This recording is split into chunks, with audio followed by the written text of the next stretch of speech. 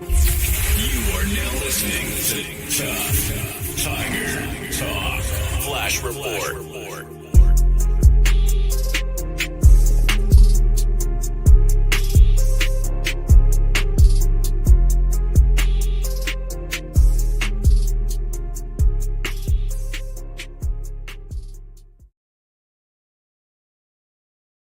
All right, shout out to the fam. Appreciate y'all being in this episode of Tough Tiger Talk. I'm Big Q.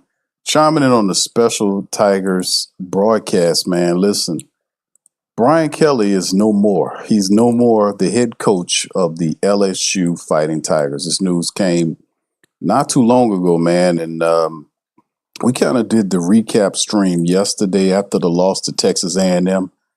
And you can look at the energy and see Coach Kelly like he was worn out, man. He was a beat man. He was just defeated.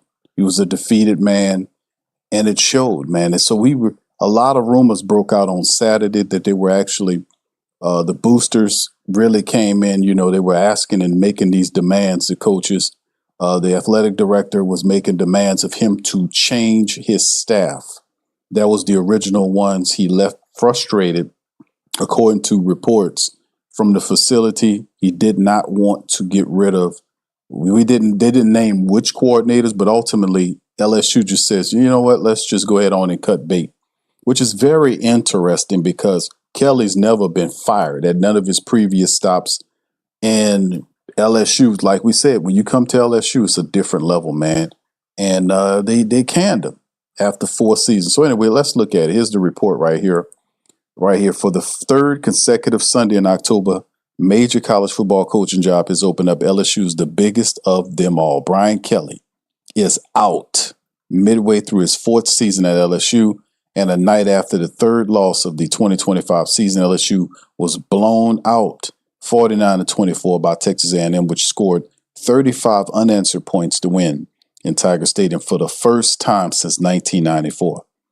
LSU season began with the national championship aspirations, a road win against Clemson, and then the Tigers' first season opening win under Kelly sidetracked very quickly with consecutive losses to Vanderbilt and Texas A&M. Now, Kelly, who stunningly left Notre Dame for a chance to win his first FBS national championship, never even made the college football playoff at LSU. He won a division title in his first season in 2022, but he never finished higher than 13th in the final CFP standings.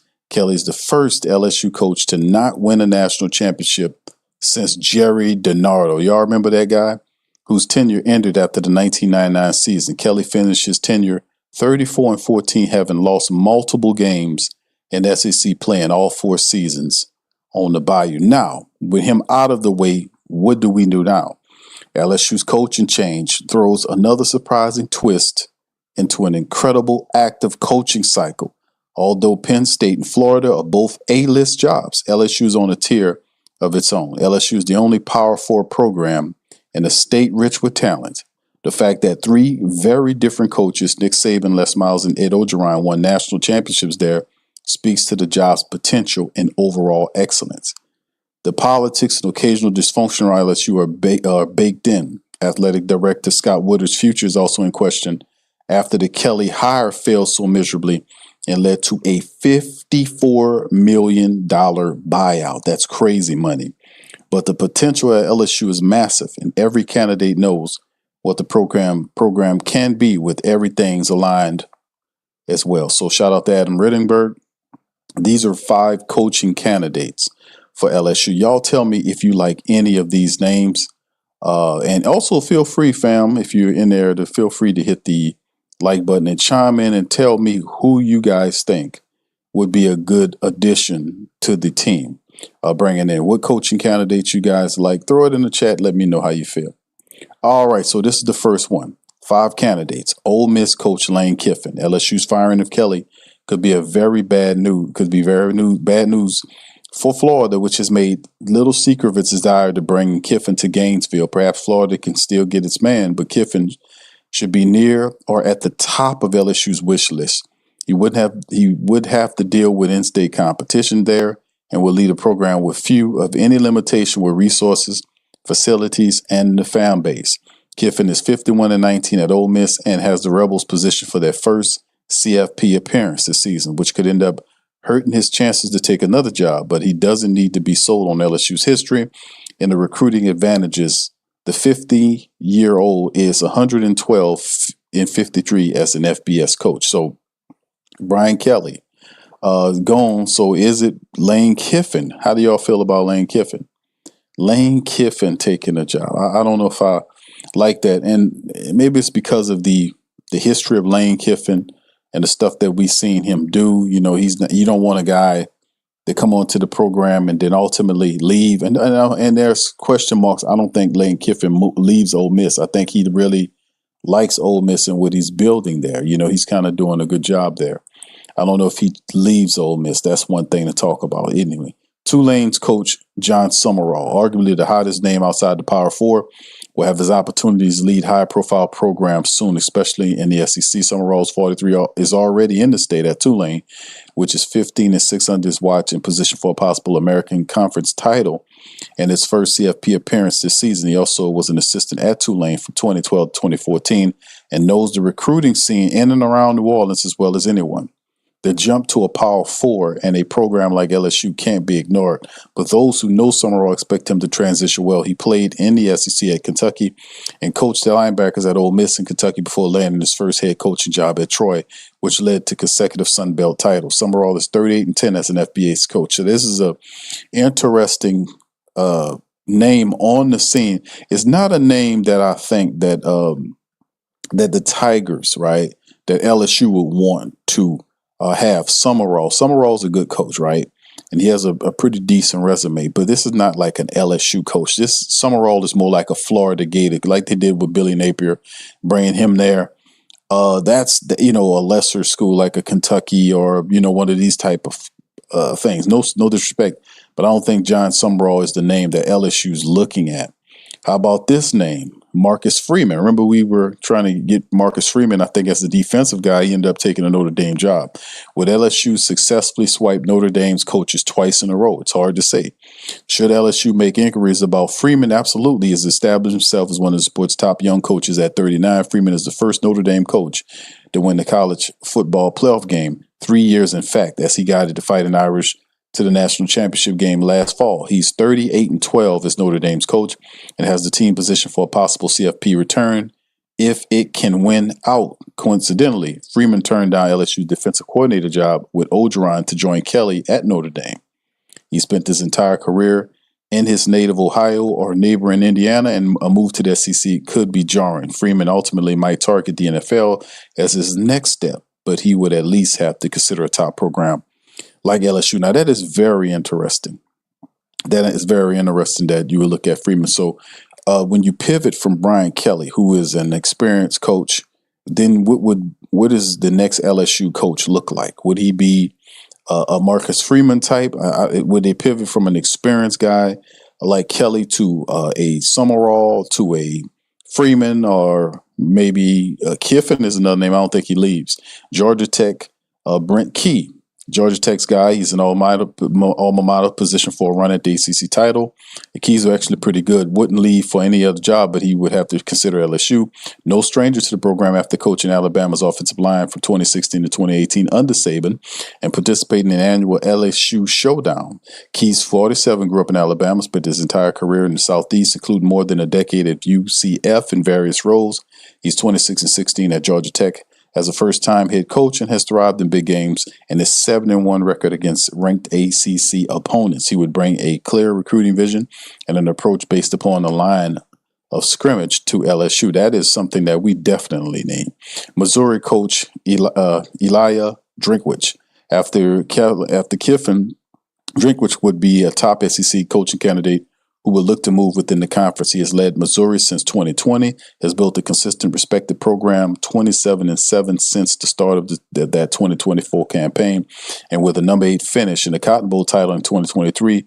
He's an Arkansas native who came up with Gus Malzahn and could work with Auburn early in his coaching career, and has taken some SEC heavyweights, but also is leading one of the conference historic powers. Now, should LSU want an upgrade on his offense, He can be an aggressive and successful recruiter, given recruiter reach and resource to LSU. He could really do some damage there. So that's what Rittenberg says. Is some of these interested players, these coaches, somebody that you guys would be interested in? Would some of these guys would you be interested in? Now check this list of names out as well from this report and tell me what y'all think. Here we go. Florida, you mentioned Penn State among some others, but now that we're looking at LSU, which candidates, and I'm talking either internal or external, should maybe LSU look at to replace Kelly? Who or what makes the most sense just given their current roster?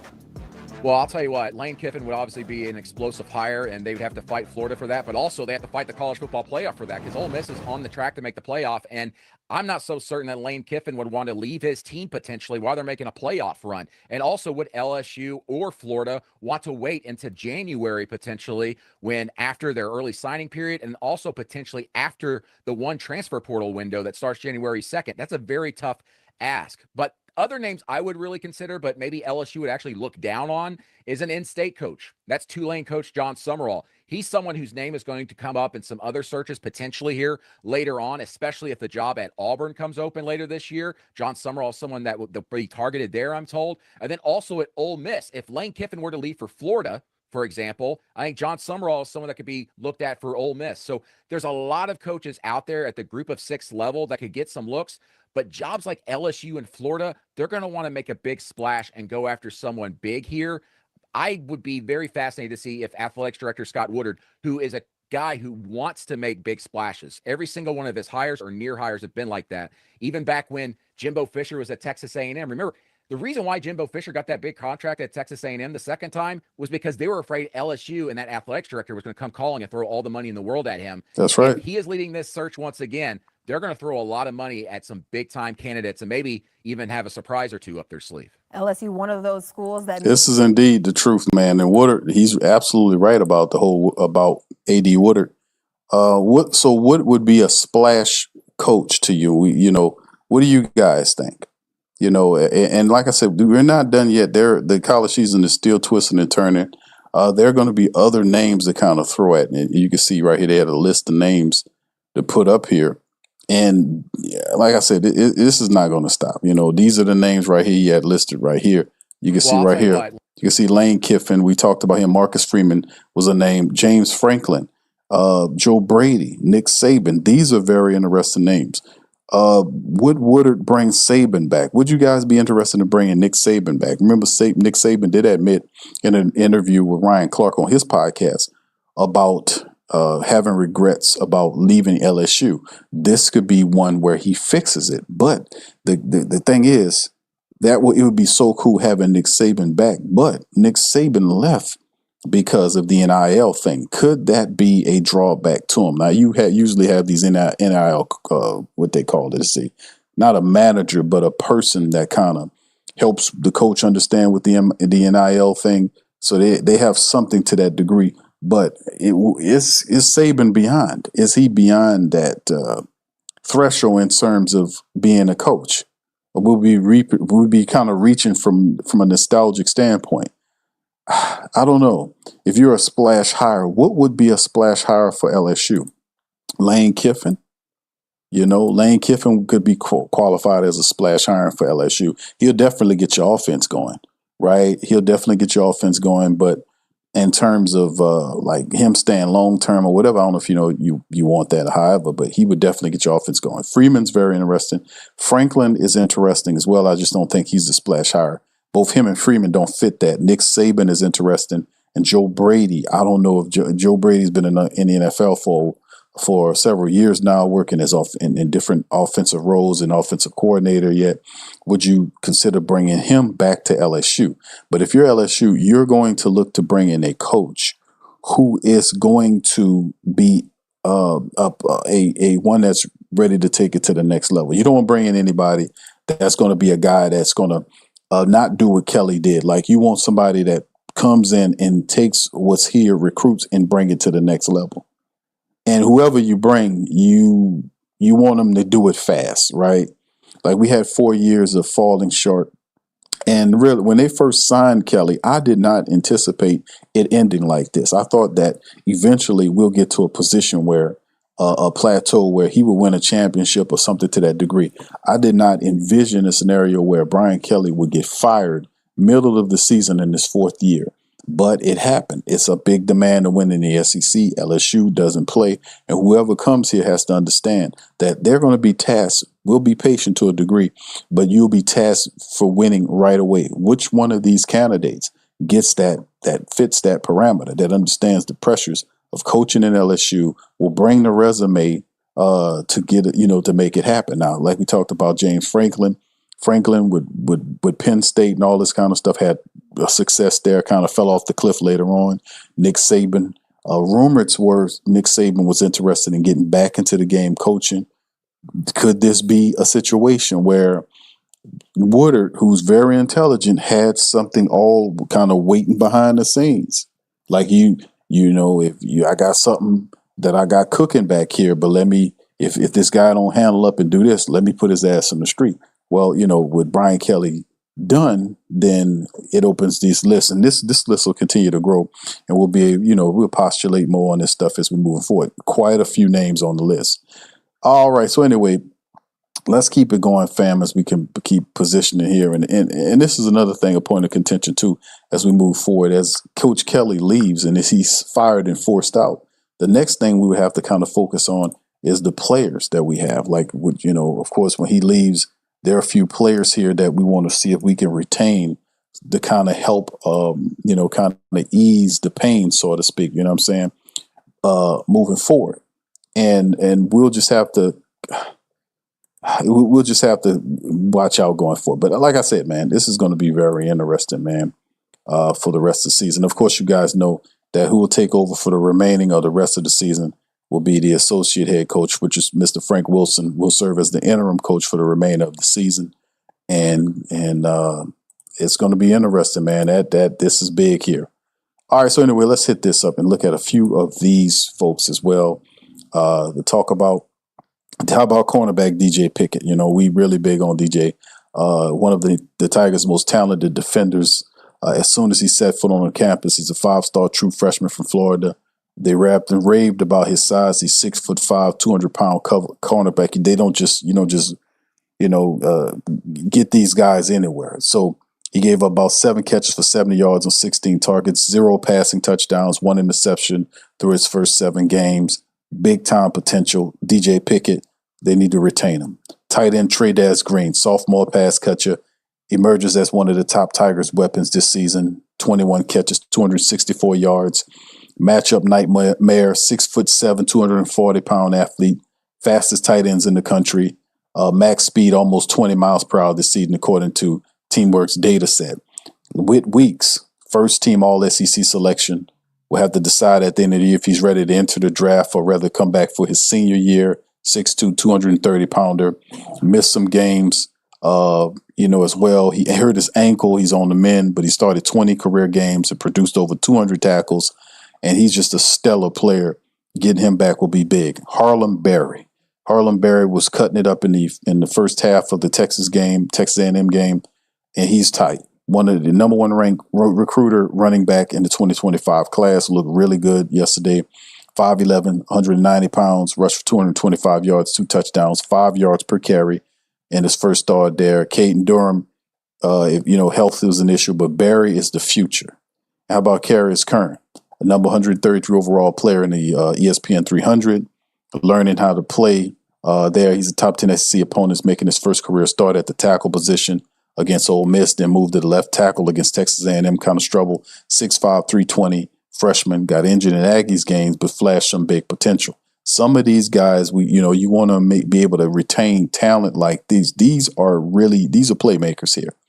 These are the playmakers: Trey Green, DJ Pickett, Whit Weeks, Harlem Berry, Carius Kern. These guys are playmakers. You want to retain these for whatever coach you bring in. And of course, these are some of the recruits too that LSU has, that Coach Kelly was working with. His top 3 recruits: defensive tackle Lamar Brown, number 1 in ESPN's 300.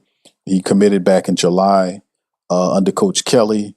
If LSU is able to kind of hold on to him, and he'll be the program's first #1 overall recruit since Leonard Fournette back in 2014. This guy's a 6'5", 285 pounder from Louisiana, attends high school there in Louisiana. Multiple schools still chasing after him, including Texas A&M, Miami, and others. So you would want to make sure you kind of keep hold to him. Both programs flirting with the college football playoff contention, so things could change with Coach Kelly being is out. They would do themselves a tremendous service to try to retain Lamar Brown coming into this upcoming season for next season. Trenton Henderson, number 61 in the 304 cycle since the Tigers signed a top 100 defensive end prospect. Henderson kicked off a strong run at LSU summer recruiting. What he did, versatile edge rusher from Pensacola.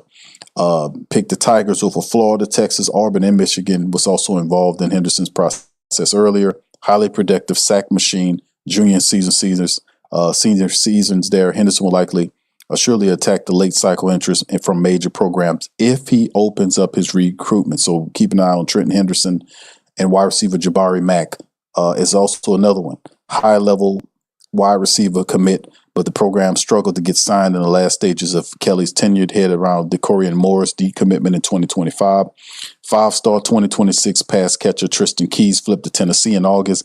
Given recent history, prospects like Mack will be critical to the Tigers' future pipeline at the position. 6 feet tall, 200-pounder from Destrehan is viewed as a potential high-impact player, a vertical threat at the next level, and why it would spin finalists Ohio State, Texas, and Texas A&M could be among the programs trying to look at Jabril Mack and get him to kind of recommit, or open up his recruiting for potential. So these are some of the players, and when we talk about losing Coach Kelly, the recruits that you want to retain, some of these players that you want to bring back for the next coach, whoever it may be, and the potential coaches, man, and it's just one of those things that we all looking at and hoping that we shall see how it all kind of ferrets out. Like I said, there's still a lot of stuff to talk about with LSU, and we're not going to cover it all in this broadcast, but there are quite a few names that's on that list for those guys. Let's look at this before we end it. Y'all put in your comment section, like I said, who do you guys like?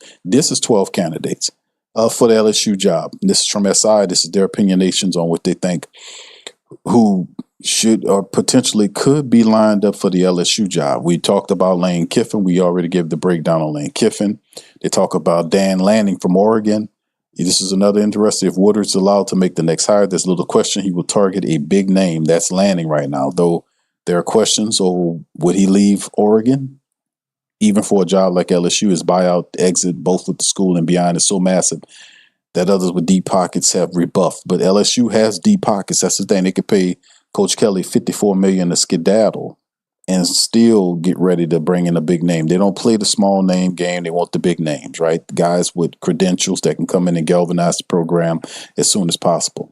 Joe Brady, who's currently the offensive coordinator for the Buffalo Bills. We know, the boosters will agitate for Brady to return, given the connection that he had here. You know how he ran one of the top LSU offenses of all time with Joe Brady.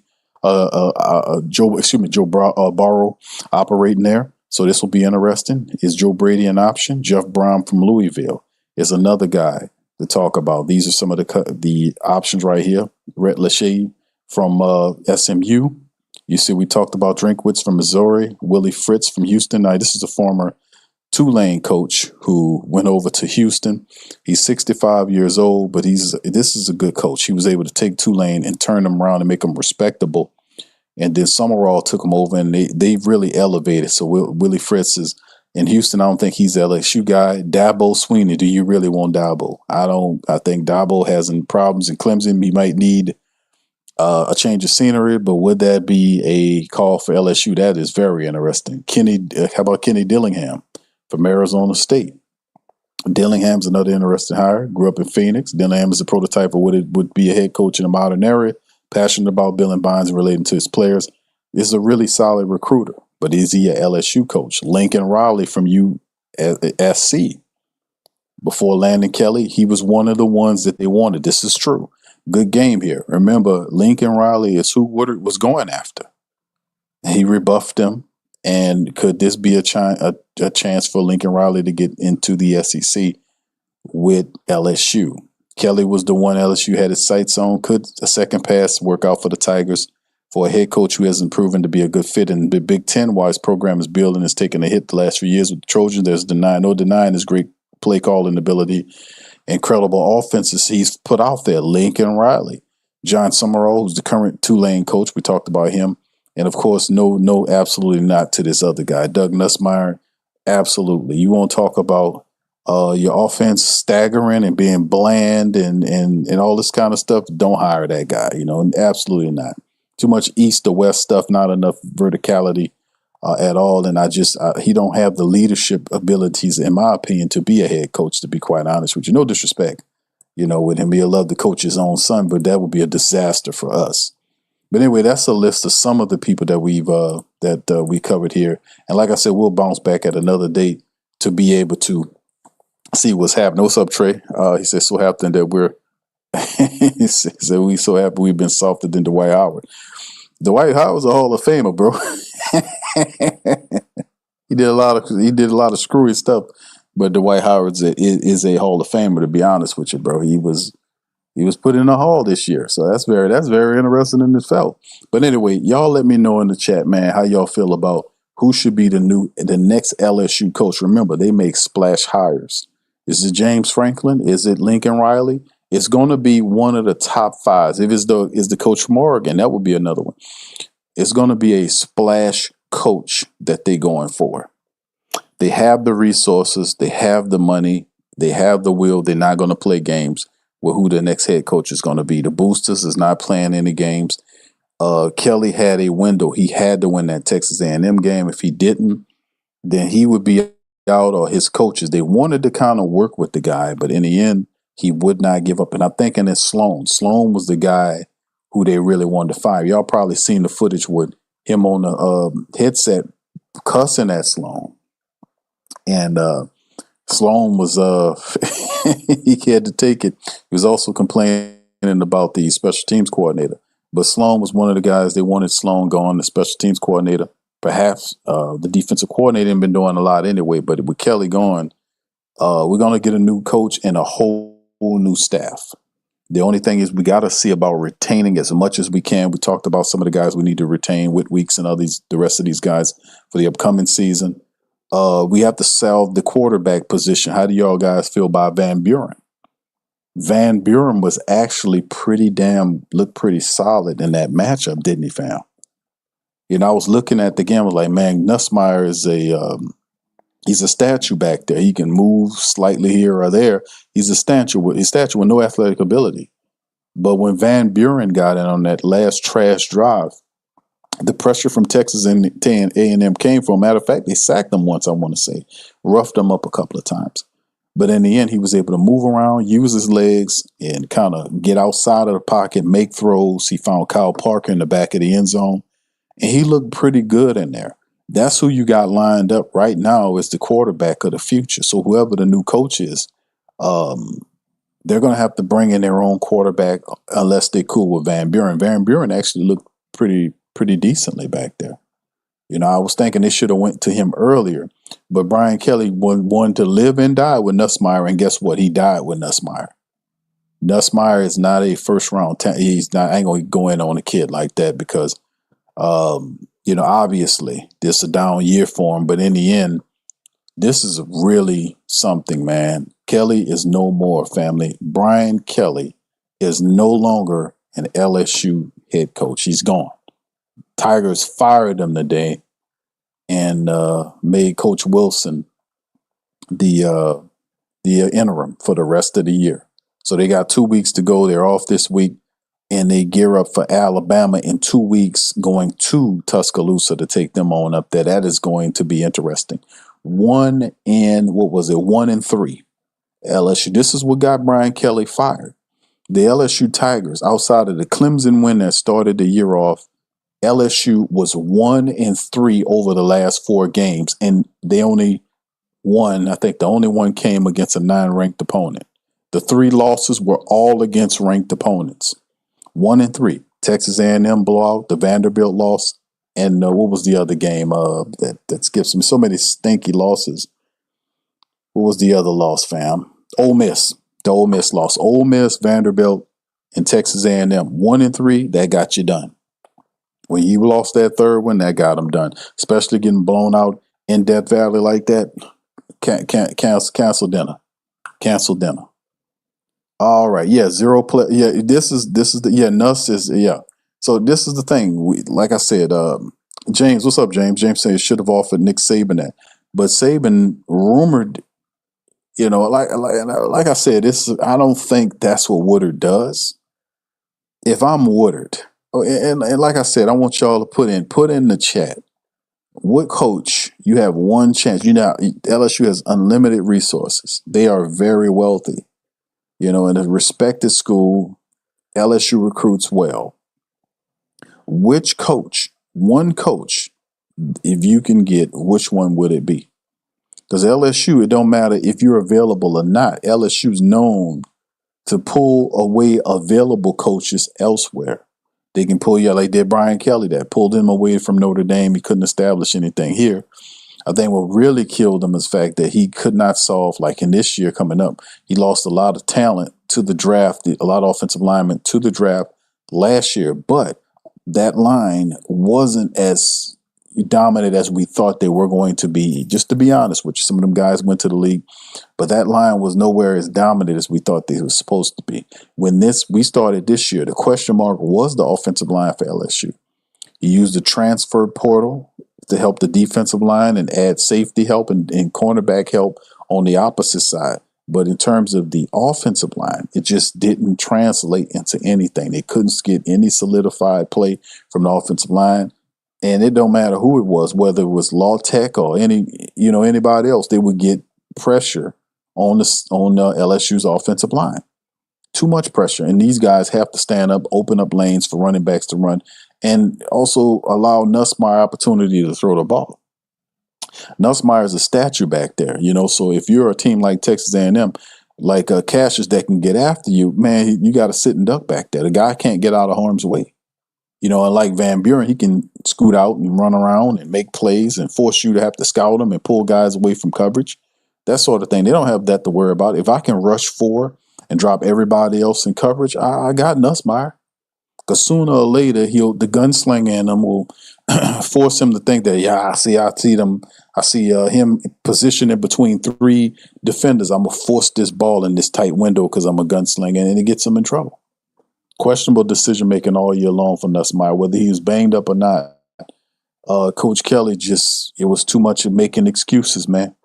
That's what the reporters, you don't get mad at the reporters for asking questions about why you can't run the ball. And he lost it, man.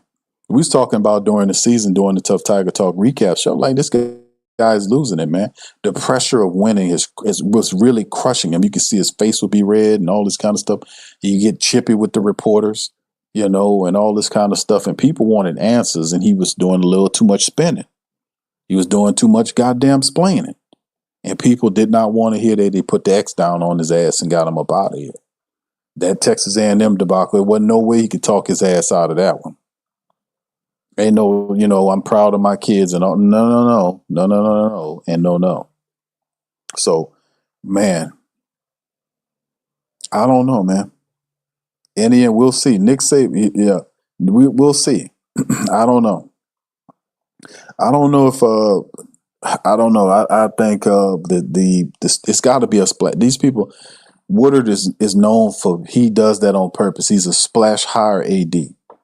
Some of these other names like Marcus Freeman and Joe Brady, these are not splash hires. A splash hire would be like Lane Kiffin. A splash hire would be like Lincoln Kennedy. What's his name? What's the man? What would be a splash hire? I don't know if Franklin would be one. Lane Kiffin would be one. Maybe Dan Lanning, from Oregon. I don't know. Dabo Sweeney. I don't know if I want that, but Lincoln Riley. Lincoln Riley would be a splash hiring, that sort of thing. And LSU swinging for the fences there to see if they can land stuff like that. So nothing is out of bounds in terms of them reaching for guys, whether they're available or not. Nick Saban, I don't know about Nick Saban. I know that don't seem like something that they want to do, because to me, I think Nick Saban, as great as he was, I don't think Nick Saban is the guy for LSU. moving forward. You know what I'm saying? I just don't know that he's the guy moving forward. And he built the football factory in Alabama. This is true. But that was a younger Nick Saban. And what is he coming back for? What is Nick Saban coming back for? With all these titles and championships he's accomplished, he left the game because how things changed. The NIL era kind of ran him out of here. He didn't know how to adjust to that. So if you're Nick Saban, you know, do you pivot there? It's a lot of things. All right. So anyway, with that being said, man, let me get ready. Yeah, I know James says, how the F you don't win SEC? Yeah, I know with Jaden Daniels, bro. I know, man. Jaden, the defense, bro. Remember, Jaden Daniels was here. He did not, LSU's defense was not good. It was atrocious. We had Jaden Daniels. We were supposed to get a check. That was his when his gift to a title and a championship, bro, was when he got Jaden Daniels to transfer from Arizona State.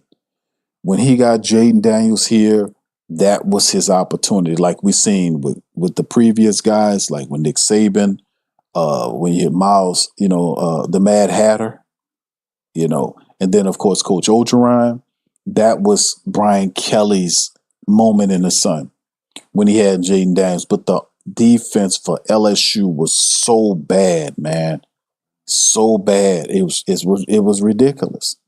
And then when Jaden goes to the pros, we got Nussmeier here, and they would the truth is they were letting Nussmeier go off into the sun, go do whatever, go be a 5th round, a 6th round draft pick in the NFL if you even make it. But the reality was they lost out on Underwood. When Underwood went to Michigan, they gave him all that extra money on that NIL. LSU couldn't match it. He had to pivot back to Nussmeier, and that was his downfall right there. He had no backup plan in case Underwood flipped on him. He had no backup plan because he had it all lined up with Underwood and Harlem Berry. Then they had, the wide receivers. They were all lining up. All of them was lining up. But when Underwood flipped on him to take that money with Michigan, he had no fallback option. And and Garrett Nussmeier is not a fallback option that's going to lead to no championship. Just because you had Joe Burrow and Jaden Daniels, 2 back-to-back Heisman Trophy quarterbacks, that would not be Garrett Nussmeier. He wasn't. Garrett Nussmeier is a gunslinger with questionable decision-making ability. He's non-athletic, and he has some good positives, but he's not a guy that's going to take you to the next level. His decision-making had to improve. He's still making these careless throws into in windows he has no business doing. We know the line is creaky and shaky, which is a recipe for disaster for him anyway, because he can't move. He's not athletic. He's a statue back there. But in the end, it is what it is. He got his win was with Jaden Daniels, and when he couldn't do that, that was a wrap. That sunk his ship. So very interesting. He never been fired before, but you get fired. You're not good enough. You were good enough for Notre Dame. You were good enough for what was up? Cincinnati. He was at Cincinnati before, got them winning. And that just goes to show you it's levels to this shit. You was good enough for them, but you was not good enough for us here at LSU. You have to win to stay here. We're not going to tolerate that. That's one thing I love and respect about LSU is that, the boosters and all of them, they're not going to play that with you. You got to win or you will go. And we don't care if we owe you $60 million. We're going to pay you and get you the F out of here so we can get back to winning. And that's what they did. But they were fair. They offered the man, told him, you got to get rid of this guy. He wanted to keep the guy. Well, guess what? Y'all unemployed. So in the end, man, he go talk to Feinbaum all the damn time. He won't now. He wants to talk to Feinbaum every week about what they need to do. Now, guess what? Him and Feinbaum can start a goddamn show together. They can start a show together on ESPN. Feinbaum and Kelly talking about it. You can talk to them all day now if you want. All right. So anyway, y'all put it in the comment section below. Y'all let me know how y'all feel. Hit that like button. If you're listening via X, please do me a service and retweet this. I ain't gonna say it's the best news of the day because I don't really want to gloat on the fact the man lost his job today. But in the end, it simply is what it is. You either win or go home, and Coach Kelly did not do that. LSU fired him. Frank Wilson is now the interim coach, and we be about the business now of finding out who will be the next coach Still a lot of time, still a lot of names, fam. The season moves on. So anyway, with that being said, I am Big Q, representing the Tough Tiger Talk Nation. Y'all hit the like button, hit the subscribe button. By all means, feel free to share the show on your social media feed. And I'll be back later on in the week with another Tough Tiger Talk update. Much love. Peace. Go Tigers.